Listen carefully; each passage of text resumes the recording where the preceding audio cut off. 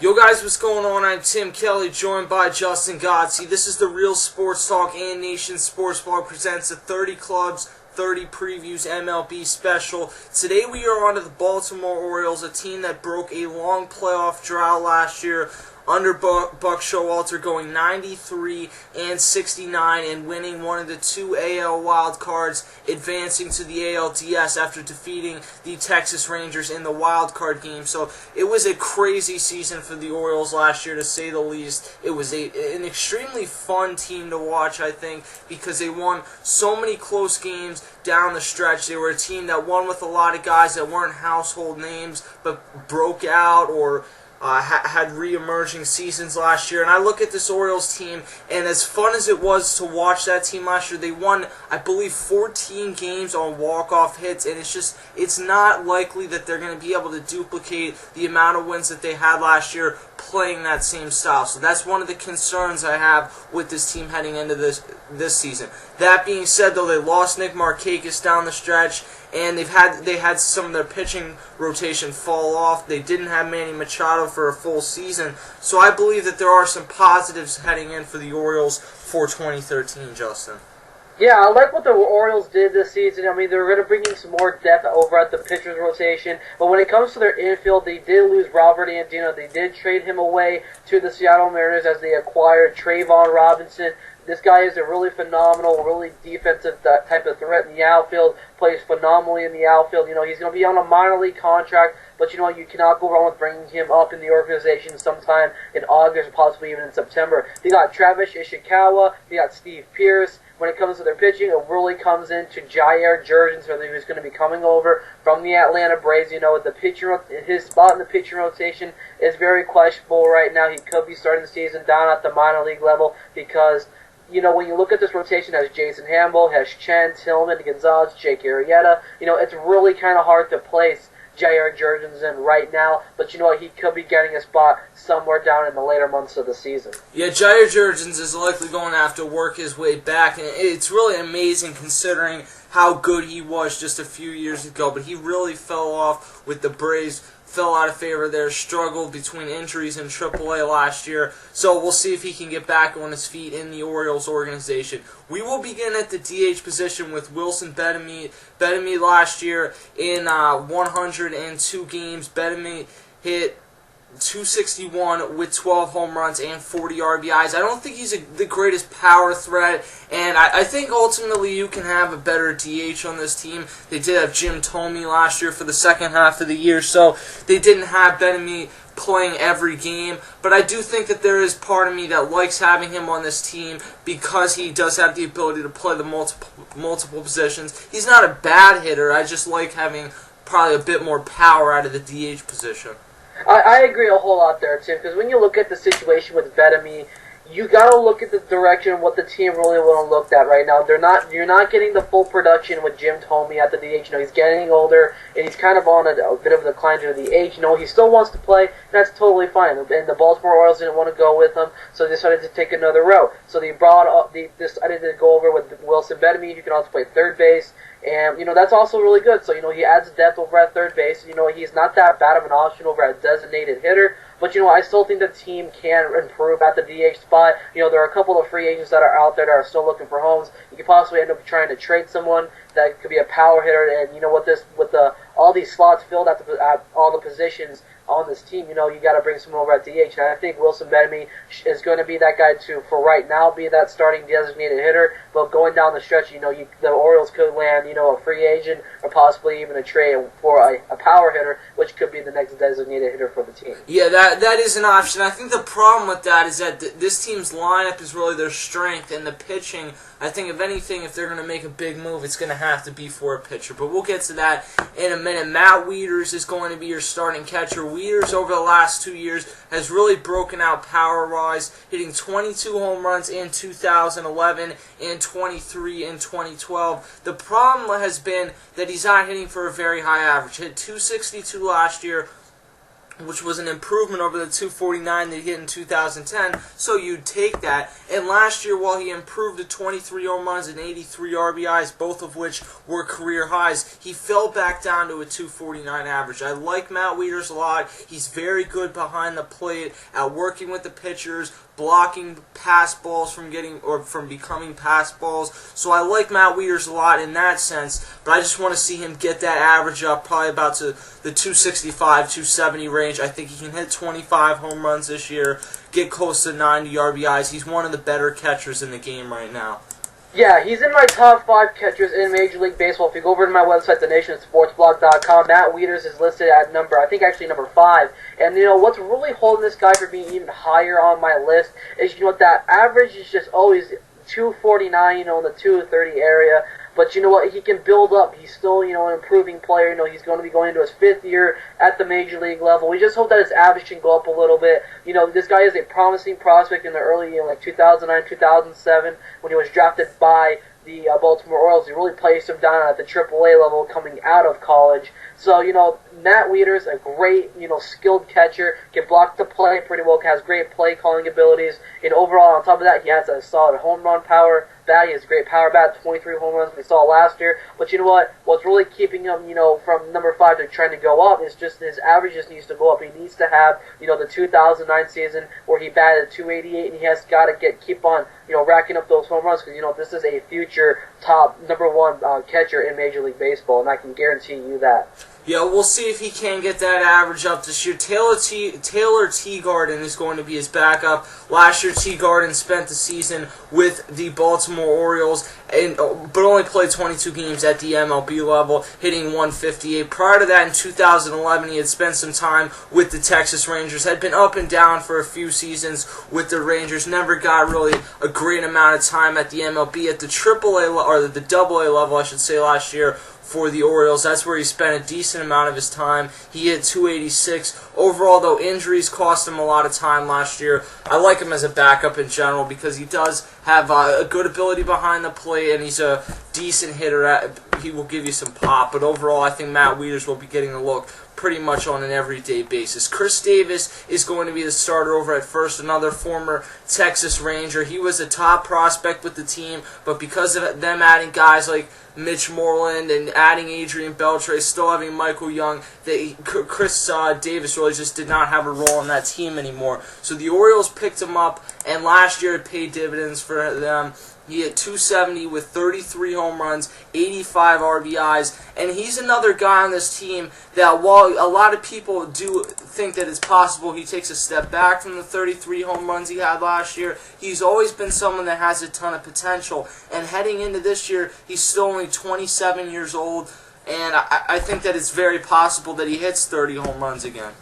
Yeah, absolutely. Chris Davis is a great first baseman in Major League Baseball. He's on the rise. With Texas, it really didn't work out. In 2009 was his first full season at the Major League level, and he really wowed us. But he batted 238 that year, and from there he was up and down from the minors, from AAA to the Major League level. Then coming over to Baltimore, I really like this. I think this kid had time to shine in Baltimore, and we saw it in his first full season last year in 139 games. Batted 270 with 33 home runs, 85 RBIs. This is a guy who could be a future 300 hitter. And I think this is a season where Chris Davis can reach that milestone in his career where he can be like, okay, for the first full season of my life, I want to try and get 300. This is a guy who was so close last year. He had phenomenal power numbers. We just hope that this guy can really, repeat what he did last year, but, bring that average up just a little bit more, up to the, 290, 300 area. And you know what? That's going to be phenomenal. I think he's going to be a much valuable piece for the future of this organization as well as down the stretch for this season. Yeah, he should be. And a guy who's been very valuable to the Orioles for a long time is Brian Roberts. And it's almost unfair that the guy who's been there the longest did not really get to be a big part of last season's turnaround. Only played 17 total games, was battling injuries throughout the entire season, hit 182 in those 17 games. That doesn't really mean a ton. The bottom line, though, is that Brian Roberts is still a guy who plays a very good second base and is a good contact hitter for this team, and he is going to be stepping back into that role at second. And for some of the negatives that people have brought about the Orioles winning close games and maybe their pitching isn't good enough, they do have one positive in the fact that they're getting Brian Roberts back, and he appears to be healthy heading into 2013. Well, we just hope that he can be healthy for the entire season, because the past 3 years, this guy has played, last year was 17 games. The season before that, 2011, was 39. 2010 was 59. I mean, he's just been plagued with injuries the past 3 seasons. And I would not be, really surprised if this team actually did trade him, or possibly when his contract goes out, don't even resign him, because, he's just been, just on the roster for a while now, for a big portion of his career, or all of his career to be exact, since 2001. And you know what? In the early stages of his career, yes, he was phenomenal, but now he's a major league veteran, and now he's going to be plagued with the injuries. And it's totally understandable that if the Orioles want to go a separate direction over at second base, you got Alexi Casilla, who's coming over from the Minnesota Twins. He was with the team last year. He played fairly well over at second base, covering in for Brian Roberts, and I kind of like that. But overall, Brian Roberts, just see what this season can do. If he's actually is injured some point out there in the early stages of the career, and he cannot go on to play for 2013, I think his time with the Orioles is really coming to a complete halt right now, yeah. And he could be hitting the free agent market. Yeah, it very well could, because you mentioned the injuries he's had, and it is unfortunate. The Orioles are turning around, and his career has kind of gone the other way. Now, Alexi Casilla is coming over from the Minnesota Twins, as Justin just mentioned, and when he originally came up with the Twins around the 2007-2008 time, he was a guy who brought a great glove, great speed, and you thought the average was just eventually going to come along,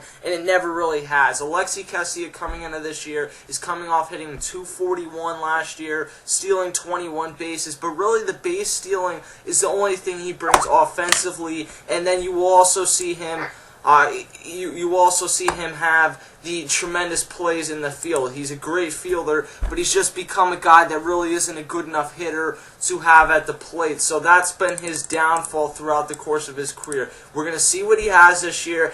And the thing that he has going for him and going to the Orioles is the fact that the Orioles are a team that has a great lineup around him. So they don't necessarily need him on days that he's starting for Roberts, or if Roberts gets injured. They don't need him to come in there and be a great player. They'll like the defense, they'll like the base stealing. They need him to come in there and just be a 245, 250 hitter, and I think that they will take that out of him. J.J. Hardy's going to be a starter at shortstop, and he's been a guy who's been very valuable to this team over the last 2 years. Despite hitting 238 last year, he hit 22 home runs, 68 RBIs. 2 seasons ago, he hit 30 home runs and 80 RBIs. I think you'd like to find a spot in between there where he hits about 25 home runs, 75 RBIs. I think that that's the type of production you look for this year, and hits closer to 250 or 260 than he did last year. Yeah, he really fell off in 2012. This is a guy who goes from hitting 30 home runs in 2011, 2012 hits 22, 80 RBIs in 2011, 68 RBIs in 2012, 269 in 2011, and a 212 or 238 in 2012. And we just don't know. J.J. Hardy, first off, he was during his time with Milwaukee. Well, during his time with Milwaukee, it was a good time for him in Milwaukee in the early parts of his season. Then coming over to the Minnesota Twins, a lot of people were like, why is this guy on our team? But he's coming over to Baltimore, and he really shined his bat. And, he was going to be a good fit for this team, and look at what we've got. We got a solid shortstop for the organization, plays great shortstop. He has great power. He's developing his power bat. That power bat is a late bloomer, but you're still getting the productive, even though this team is just filled with, all-stars like Jones, Manny Machado, an up-and-coming guy, Davis. This team is just stacked, but, you're adding J.J. Hardy in, who is a power bat now, you can really say, one of those few power bats type of shortstops in Major League Baseball. And it's good for this team that you have a solid average hitter, and on top of that, you have a nice solid power bat out of J.J. Hardy. Now, Ryan Flaherty's going to be his backup at shortstop. Flaherty will also potentially get some looks over at second, especially if Brian Roberts were to go down with another injury. Flaherty last year in 77 games hit .216, stole a base, was not very productive at the plate. In the field, he did a good job, and the fact that he can play numerous positions in the infield, he can play second and short, that's very valuable, and I believe he could play some third too if needed, but I don't think they're going to need it this year. Manny Machado, who was a top prospect at shortstop, and it really does show you how highly the Orioles value J.J. Hardy, the fact that they've moved Manny Machado over to third base for the time being to keep J.J. Hardy, because Manny Machado came up, and I believe in his first game last year, hit 2 home runs in 51 total games, hit 7 home runs, a .262 average, 26 RBIs. He never even put up tremendous numbers in the minor leagues because he was never even at the same level for a very long time.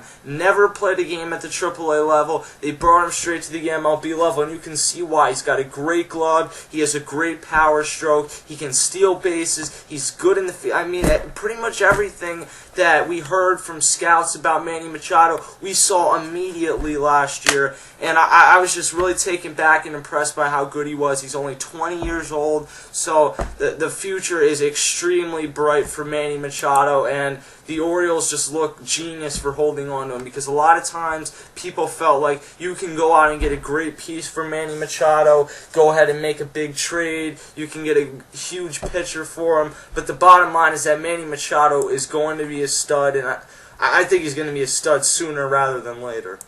Oh, I agree, man. Manny Machado, a lot of people are praising this guy, including on MLB Network, and I understand why. Because when I'm watching Intentional Talk with Chris Rose and Kevin Millar, they're talking about Manny Machado possibly even being in the next World Baseball Classic representing Team USA, and I think that'll be a good highlight for him because we have not even seen the best out of Manny Machado. Down in the minor leagues, you are correct. He has not really shined a whole lot down in the minor league level. I watched him throughout his minor league career with the Friedrich Keys, the Bowie Bay Sox, and the Norfolk Tides. Well, not the Norfolk Tides, but the Bowie Bay Sox. He's really developed more of an average hitter. He can really bring that bat. But you know what? Throughout his time in the minor leagues, he has really just averaged about 11 home runs a year. That's not really the biggest, type of home runs for, a shortstop / third baseman. But for the time being, he's going to be known as a third baseman. He's going to have to adjust to being the Baltimore Orioles everyday third baseman. And it's really understandable for him because, with J.J. Hardy over there at shortstop, and like Tim said, it's really in his favor to become the starting shortstop in J.J. Hardy. But, you can't go wrong with Manny Machado. If this guy is really going to be, the Manny Machado, the star prospect, I think this guy going into this season is going to have to, bring up the home runs to about 11 home runs, 12 to a high note. He has to hit about 15 home runs. His RBIs is going to be pretty solid, about 60 or 70 is where I have him around next season, with about a solid 280, 290 average. Yeah, and I think Manny Machado could probably hit even more than 15 home runs. We'll see. It depends how many games they do give him. If he is really going to be a guy that, if healthy, plays every single game, we shall see. Now, Nate McLouth is going to be the starter out in left field. McLouth last year really found it after coming over from the Pittsburgh Pirates. This is a former All-Star, got traded to the Braves. The Braves gave up a lot for him. He never worked out there. Came back to Pittsburgh at the beginning of last year, flat out sucked. But then he came over to Baltimore last year and in 55 games, hit .268, 4 home runs. I mean, he's not a great option, but they are a team that needs to have some of these type of guys on their team because they don't have the type of payroll to compete with the Yankees, to compete with the Red Sox, probably not even the Blue Jays in terms of payroll at this point. But he's a gritty player. He's the type of guy that will steal you some bases occasionally. He brings a good glove in the outfield. So I feel confident heading into this season with McLouth as the starting outfielder. I think the only question is, will his bat come along this year the way it did the second half of last season with the Orioles? I agree. I hope that Nate McLouth can get back into the groove in the early stages of his career. This is a guy who had a lot of promise. Back in the early days around 2007, 2008, this guy was hitting 13 home runs in 07, 26 in 2008 with the Pirates, and then he really went on this random fall down of his career. He went on to go play in a couple of minor league systems, went to the Braves, went to Baltimore last season, and he went back to Pittsburgh, and he's coming back to Baltimore. And I really like the way that Nick McCloud, last year, even though he was a late bloomer in 55 games, this guy still has a productive bat. So they're placing him over in left field, which I actually think is really questionable. They are leaving out one guy that really comes to my mind who really deserves this, left field starting spot, and that's Nolan Reimold, who's going to be serving as his backup. Nolan Reimold, don't get me wrong, his average is not really where it has been lately, but this guy still has a nice power bat. In 2011, he did hit 13 home runs, 45 RBIs, batted .247, but that's where that average comes in. Just give him another shot, and we'll just see what this left field position has to go with. But in 2012 for Ryan, he only played in 16 games, so I kind of like this, competition currently going on, is what I read up on. There's actually a battle for competition between Nate McCloud and Nolan Reimold over in left field. Yeah, we'll see who they do go with. I think that Nate McCloud will probably be the option to start the year because he's a better top-of-the-order type of hitter. Nolan Reimold is the guy that will give you a respectable average, probably close to about 250, 260 in a normal season. He can give you 10 home runs, so he's not a bad option. I think that it's very possible that they end up with a platoon situation out there in left field. One position where they will not have a platoon, and that is for sure, is Adam Jones, who in center field, who had a tremendous season last year at 287, 32 home runs, 82 RBIs, 16 stolen bases, got a huge extension during the season, and Justin, he's become one of the best overall players in the game. Adam Jones, this guy represented the Team USA and played fairly well in the World Baseball Classic, even though the Team USA did not go beyond, I think, the semifinals. And the Team USA really came down to, with big bats from Adam Jones that they really had to depend on. But going into this season, Adam Jones, probably the best center fielder in Major League Baseball, or up there, with Josh Hamilton's up there. So, you can really throw his name up there with Josh Hamilton, Adam Jones. This guy has a bat like him, 32 home runs, 82 RBIs, batted .287 last year. I've always been waiting for this guy to really come out one season and really focus on, bringing that average up, because this is another guy who I've always felt that can really bat over and beyond 300. We haven't seen it. I think the best that we got out of was actually last year, was in his career high, was batted .287 with 32 home runs, 82 RBIs. And I can take that. He's a phenomenal player. Plays great defense. He's a great fit for the Baltimore Orioles from above and beyond, because this is going to be the franchise player for quite a while now. And I cannot wait for Adam Jones to continue to flash his glove in 2013.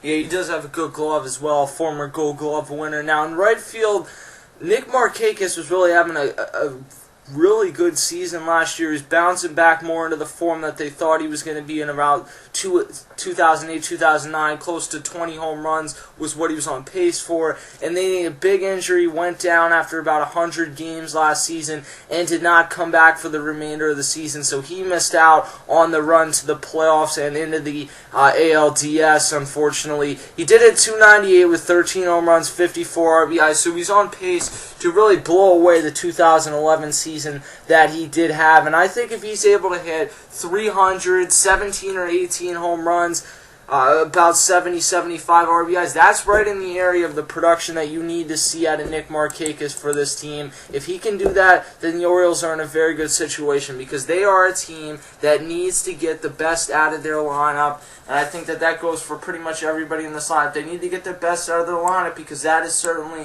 what they're going to be expecting to carry them. Absolutely. Nick Markakis, this is a guy who, it looks like every year he's been progressing, 20 home runs, 18 home runs, it's just up and down with the power totals, and when you go over to his average, it keeps on going up and down, but it's not those drastic type of drop-offs where a guy can go from like 306 and goes down to like 240, but Nick Markakis is always that guy that can maintain a solid average throughout the entire season. But you know what? Last year, he missed out on 58 games. But you know what? Going into 2012, I still don't think that injury is a big concern for Nick Markakis over there in right field. He's a phenomenal baseball player. He has great fielding. He has great fielding abilities. He can really come in and can give you some, he can get on base a whole lot. And, he can be a really dangerous person when it comes to guys on second and third. And Nick Markakis is up. He can be a big threat to any pitcher with that type of situation. So I like how Nick Markakis is still that right fielder in Baltimore. I really think that they should really open up with a new contract for him sometime soon.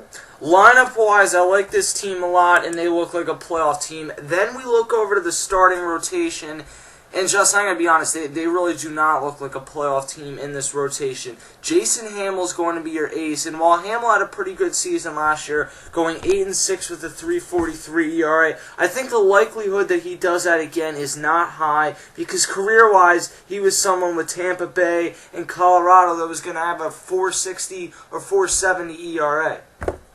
Yeah, Jason Hammel, with the fear of injuries, in his past and everything, Jason Hammel, I can still really be that guy who's very questionable. I cannot really pinpoint to what to really think about Jason Hammel going into the 2013 season. But if this team is really going to compete, you really got to get the hitting is going to be there. Don't get me wrong, the hitting is going to be there. But is the pitching from Jason Hammel going to be precise this season? That's just going to be my big question right now for Jason Hammel. Yeah, and I think long term, if this team is realistically going to make the playoffs, they have two guys on their roster that have had very good success in the past and aren't going to begin the year in the starting rotation. That's Jair Jurgens, who we talked about before, and Tommy Hunter. Justin, both of them will have to make impacts, I think, this season if the Orioles are going to make return to the playoffs.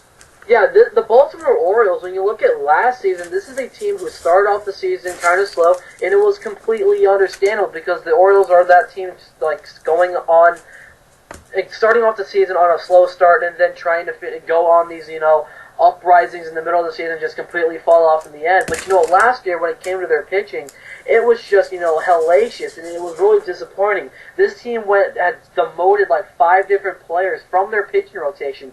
Jeremy Guthrie was traded. They had Tommy Hunter is not with the team. Jojo Reyes, he's not even on the team anymore. This team really made some big moves, early on in the season, and they brought over, some other pieces from other teams to, trying to revamp this rotation, and it really worked out really well in the middle of the season, where after the All-Star game, you're looking at what they have right now, and Jason Hammel was really that guy to really step up. But when it comes to one certain player to really step up this year, I really have got to think is Wai-Yin Chen. This is a guy who came over from Taiwan. I actually think he actually pitched in the World Baseball Classic, and you know what?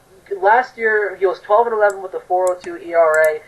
192 innings. I think this is the real ace of this squad right now. I think Jason Hammel on on a contending team is a solid number 2 or a solid number 3. I don't think he's a full-on ace, but I think the Baltimore Orioles are really focused in on Wai-Yin Chen, who has great stuff. He has a great fastball. In his major league debut, he was great, and he does have a promising future in the major league level for the Baltimore Orioles. And I cannot wait for this guy to hit come 2013, and I cannot wait to see him pitch. Yeah, Wai-Yin Chen is a guy that he had a 4.02 ERA, but he's only 27 years old. I do anticipate he'll get that ERA down to about 3.80 this year, 3.75.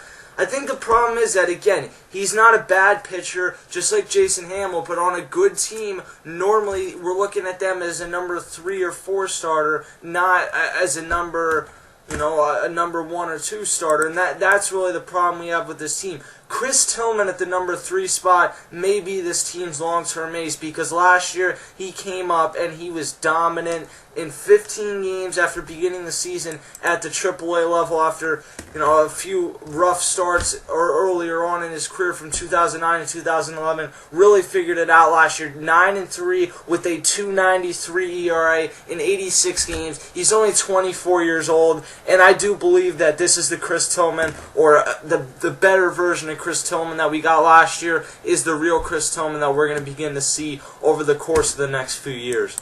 Man, that's what these Baltimore Orioles fans are really praying for right now. We hope that Chris Tillman can really get himself up and higher into the rankings of the pitching rotation, because Chris Tillman has taken over the number 3 hole, from which was Joe Saunders, who's no longer with the team, was with Seattle now. So Chris Tillman, We just hope that he does come back into the season. In the 15 games that he did pitch last year, he pitched phenomenal. It was actually with the split season with Norfolk, where he was, not the greatest, where he went 8-8 with a 3.63 ERA in 16 games. But coming over to Baltimore in the second half of the season, pitched phenomenal, 9-3 with a 2.93 ERA in 15 games. Expect his innings to go up a little bit more. Expect more velocity. Expect something special from Chris Tillman in 2013. Yeah, and even beyond that. Now, Miguel Gonzalez is going to be the number 4 starter. Last year, Gonzalez had a very successful run with this team. He made 18 total appearances, 15 were starts, and that's what Justin was talking about. This team pieced together this rotation last year, and it worked somehow. Jason Hamill pitched way above where we've seen him pitch. Chris Tillman and Miguel Gonzalez pitched way better than they ever have, and that's why I think a lot of people feel that last season might have been a fluke for this team, at least in terms of the pitching staff, because to go 9-4 with a 3.25 ERA, it kind of came out of nowhere for Miguel Gonzalez, a guy who's 28 years old. He's never really had great success in the MLB, and then to see him come up and do that last year, it was extremely surprising, but at the same time impressive. I just don't know what to expect coming into this season. It was his first full season last year, Miguel Gonzalez.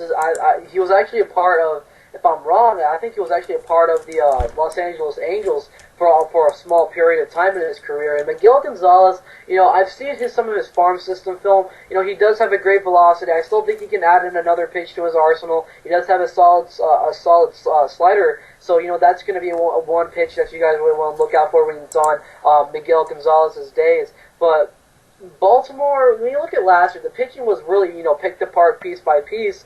Jake Arrieta, Brian Maddox, and Johnson, who is going to be contending for number 5.